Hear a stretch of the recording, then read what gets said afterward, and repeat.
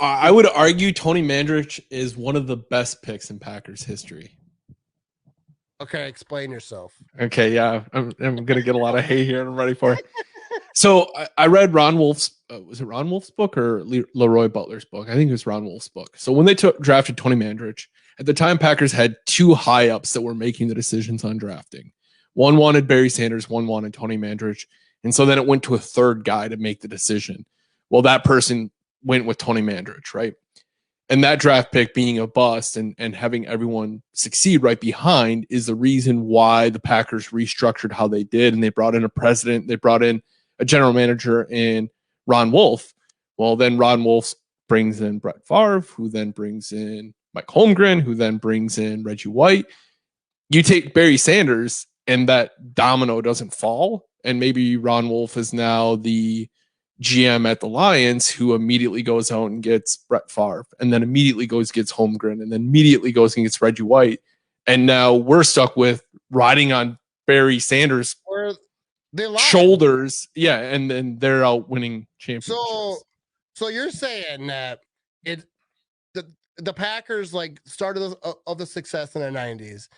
It's not Brett Favre. It's not Reggie White. It's Tony Mandarich we have to thank. I mean, for them coming in. It's the domino, right? It's the domino effect of the butterfly effect, right? Really, it's just like if we take Barry Sanders, then everyone's like, "Oh, that was a great pick. This running back's phenomenal. Clearly, what we're doing is working."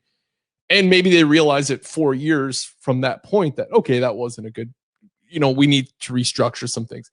But I guarantee Ron Wolf doesn't come here when he comes here. He might not ever come here at all.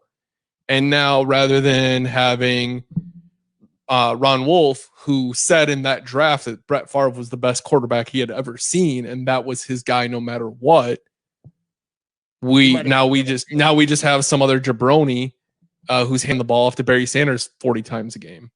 Yeah, and because the Lions had Barry Sanders, and they did all right in that time period, but they didn't build around. They didn't have the structure. So Dude, that actually makes sense because if the Packers would have had Barry Sanders, they might have been like, well, that's good enough because they were losing for forever. So now, and people always make the argument like, can you picture Barry Sanders with Brett Favre? And it won't be like that. It just doesn't. The dominoes don't fall that way. Yeah, because I've said it many times. I've also said that though, if the Packers had Barry Sanders, I've said it before. I didn't break it down quite like you because I didn't read that book. But I said if the Packers had Barry Sanders, maybe they're not looking for a quarterback. Yeah, they're trying to start up that. It'd be a completely different thing. That's for sure. Because as building a team,